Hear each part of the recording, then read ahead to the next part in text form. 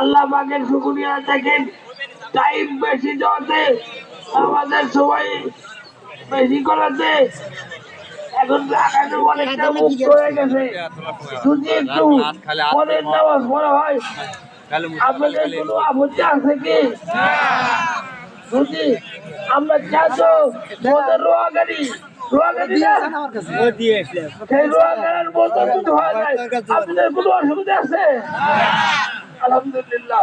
আপনারা সবাই কেমন আছেন? আলহামদুলিল্লাহ। আপনাদের খাস দোয়ায় আমি কথা বলতে পেরেছি, আমি আপনাদের কাছে হতে পেরেছি, এই জন্য আল্লাহ শুকরিয়া আদায় করতেছি। আলহামদুলিল্লাহ রব্বিল আলামিন। সম্মানিত হাজিরিন, আমি বেশি কথা বলবো না, অল্প কথার মধ্যে বেশি বরকত, অল্প কথার মধ্যে বেশি বরকত। আমি বেশি কথা বলবো না।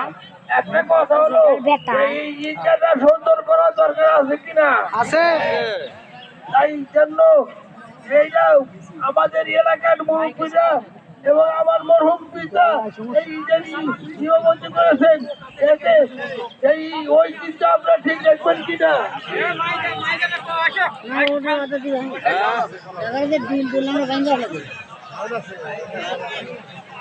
আবার কি পয়সা নাই না, ওটা মাইক নিয়ে ওটা সাউন্ড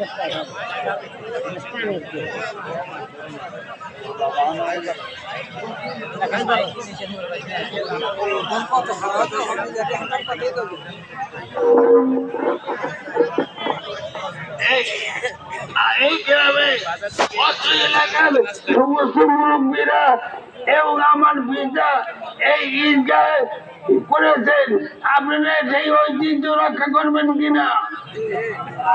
আল্লাহ পাক যেন এটাকে কবুল করেন। আমরা যে রোজা রেখেছি, রোজা যেন আল্লাহ কবুল করেন, সেখানে আমিন বলেন। আমরা যে তারাবি করেছি, আমরা যে দান সদকা করেছি, এগুলো সব আল্লাহ দরবারে কবুল হয়ে যায়, সকলে আমিন বলেন। সম্মানিত হাজিরিন, আমি আপনাদেরকে একটা কথা আচ্ছা আমি বদরি ওরে নাকি মাইকের ভাড়া প্রধান সব জায়গায়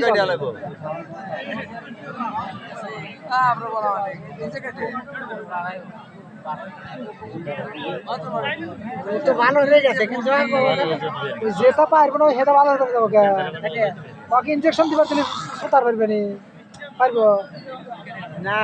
যে যাই যে কাম না জানি সে কাম জানবে।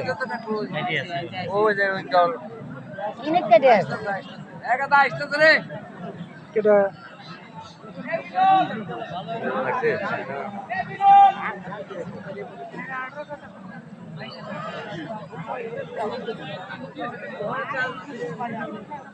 দুই পণ্ডিত গেছে, দুই পণ্ডিতের আমাকে কি করতে সম্মানিত হাজিরিন,